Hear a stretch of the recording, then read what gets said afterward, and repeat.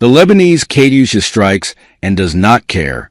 The headquarters of the Israeli army are burning again, and the Lebanese party declares a general mobilization and begins a new phase of the war. Tel Aviv is living its last days, and Netanyahu responds in kind on Syrian territory, and Iran responds by burning the border with Tel Aviv. What is happening? And to the battlefields in Ukraine.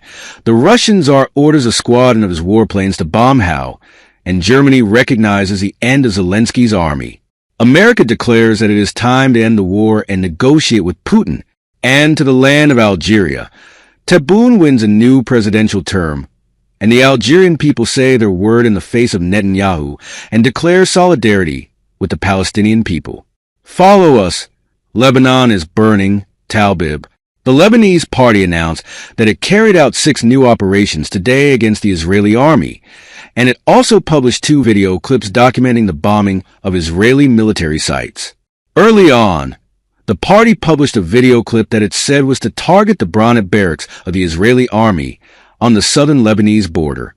The scene showed the moment one of the missiles was launched, and in another scene, it documented the missiles hitting their targets, and in another video clip the party published, what it said was targeting espionage equipment in the sites of Bir Trisha and Al Jardid, briefly and separately.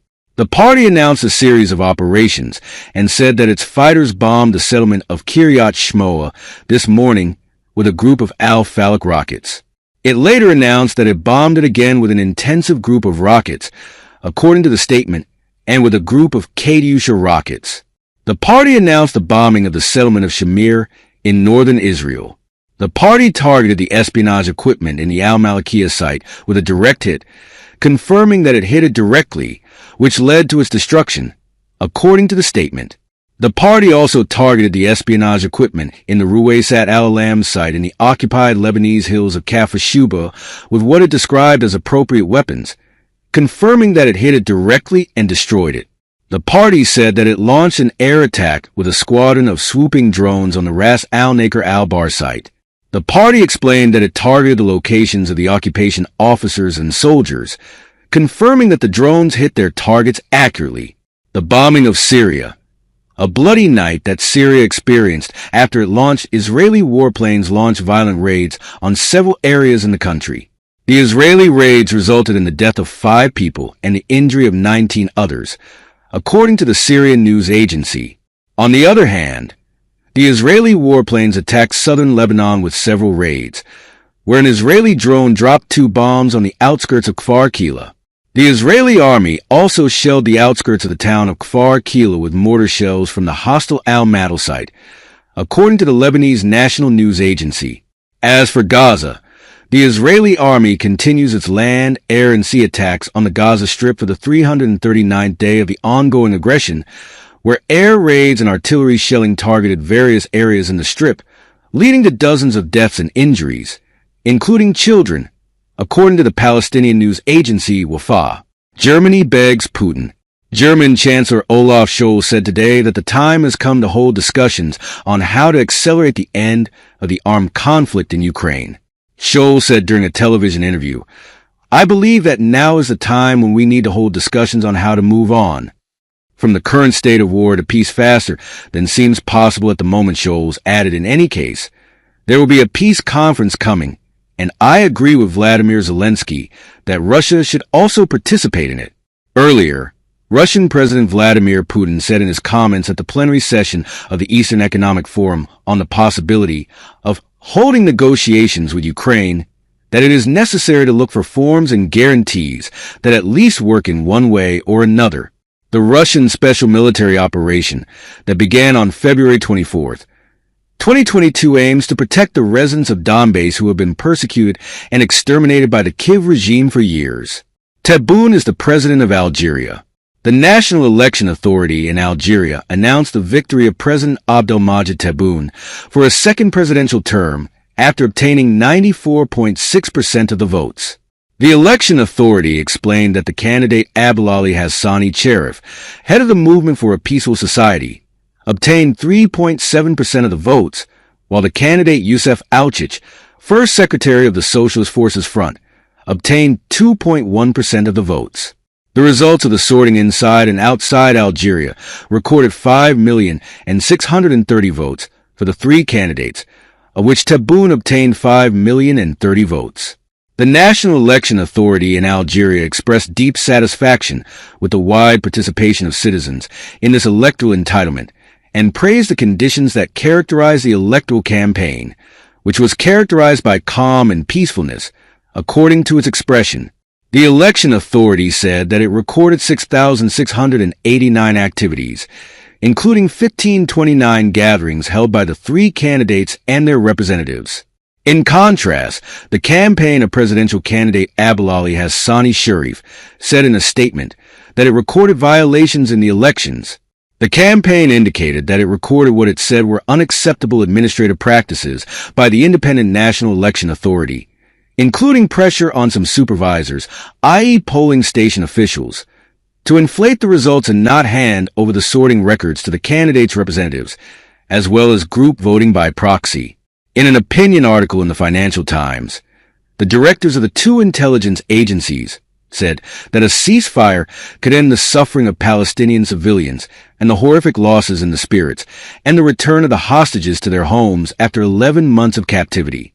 In another context, Burns and Moore stressed the strength of the transatlantic relationship in the face of an unprecedented set of threats, including an assertive Russia, a powerful China, and the ongoing threat of international terrorism, all complicated by rapid technological change. They highlighted what they described as Russia's reckless campaign of sabotage across Europe and the cynical use of technology to spread lies and disinformation designed to drive a wedge between us. America abandons Netanyahu. Washington sent two messages to Tel Aviv, one related to the fate of Israeli Defense Minister Avichai Gallant, and the other to Israel's policies in the region. According to a report by Channel 13 Israel, the report indicated that the United States had informed that it opposed the possible dismissal of Gallant, stressing its satisfaction with cooperating with him. In another message related to a possible comprehensive regional war and an Iranian attack, Washington stressed to the Israeli authorities the necessity of reducing tensions at some point because American aircraft carriers will not be able to remain in the region forever. According to the report, this comes in light of Israeli Prime Minister Benjamin Netanyahu's insistence on opposing reaching any agreement to cease fire in Gaza. In this regard, the expert on Israeli affairs, Mohammed Salim, said that Washington's talk about the impossibility of aircraft carriers remaining in the region forever is a maneuver by the Democratic Party, because Netanyahu actually tried to blackmail the states and the party in the midst of the electoral process. He explained that Netanyahu also refused to submit to the demands of the deal and refused to withdraw from the Philadelphia corridor at a time when the American administration needs a card from the Gaza Strip to present to the American voter as part of an attempt to attract the votes of the Arab and Muslim community. He stressed that the administration, the U.S., realizes that Netanyahu's acceptance of a deal will represent part of the collapse of Netanyahu's empire within the Zionist community and will affect him politically. Putin's army captures a women's battalion. In Kursk, the Russian Defense Ministry announced that Russian forces neutralized about 280 soldiers in the Kursk region during the past 24 hours. The defense statement said that Russian forces captured a women's battalion operating on the front lines in the city of Kursk. The Russian Defense Ministry statement also said that units of the Russian Northern Group, with the support of aviation and artillery fire, repelled two attacks by enemy attack groups in the direction of the Borky and Matvavek areas. Russian forces also thwarted attack attempts in the directions of Korenivo and Roskaya Konoplyanka. Tony Schaffer said that Vladimir Zelensky is trying to escape to the United States after the defeat of Ukrainian forces on the front. He said during an interview on YouTube, "I think Zelensky will look forward to moving to one of his homes in Florida, perhaps by December, when things get bad anyway." Schaffer explained that it is unlikely that the forces will be able to. The Ukrainian armed forces are trying to hold territory in Donbass and may lose control of it in the fall. Schaffer added that if the two sides do not return to diplomacy at this stage, the situation for Ukraine may worsen. He said, "You can see the Russians coming and seizing not only Donbass, but they may enter Odessa." Zelensky's term ended in May, The presidential elections in Ukraine were scheduled for March 1st and the inauguration of the newly elected head of state in May. The vote was canceled due to martial law and general mobilization. Zelensky said that the time is not right for elections now and called for an end to raising this issue. Zelensky admits defeat.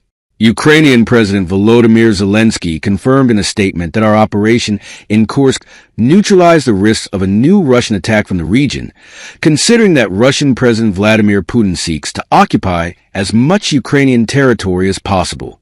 The Ukrainian president stressed that we want to end the war and we want peace. The president called for this. Ukrainian Volodymyr Zelensky urges Western allies to supply Ukraine with long-range weapons, crossing Russia's red lines.